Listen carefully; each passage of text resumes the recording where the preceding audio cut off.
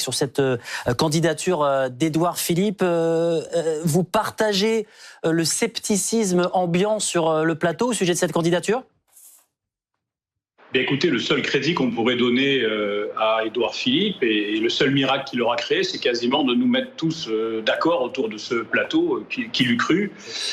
Plus sérieusement, il est bien évident que c'est une annonce à contre-temps et à contre-courant. Nous sommes devant un mur politique, un blocage institutionnel qui va précéder un blocage budgétaire peut-être sans précédent. Et comme il l'a été dit,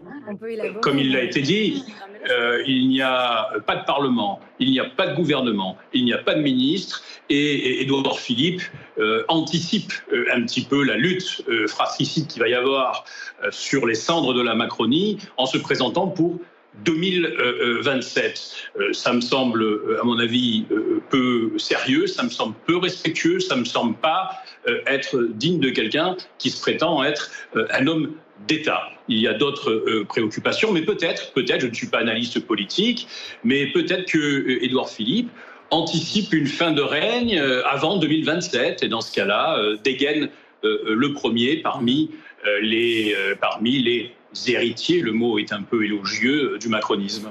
Alors, deux noms tiendraient la corde ce soir, Bernard Cazeneuve pour le Parti socialiste et évidemment Xavier Bertrand, qui a donc été reçu par Emmanuel Macron hier soir à l'Élysée. Philippe Schreck, du côté du RN, on a été très clair aujourd'hui, ce sera censure pour l'un et pour l'autre. Pourquoi ? Oui, absolument.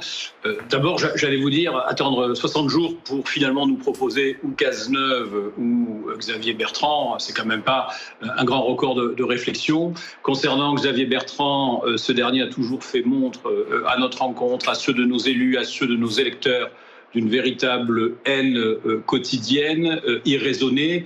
Nous n'allons donc pas être la béquille de son petit parcours personnel, ça me semble évident. Et concernant Monsieur Cazeneuve, qui pèse politiquement encore moins que Monsieur Bertrand, parce que Monsieur Bertrand, c'est un quart des LR, donc c'est-à-dire qu'un quart de 5%, c'est quasiment rien. Concernant Monsieur Cazeneuve, c'est le dernier ministre de François Hollande, donc c'est le dernier Premier ministre, c'est le Premier ministre du crépuscule des rois près de la sortie du pouvoir. Nous n'avons politiquement aucune raison, nos électeurs ne nous ont pas élus pour que nous portions au pouvoir, M. Cazeneuve, ses idées et le bilan du hollandisme qui est catastrophique.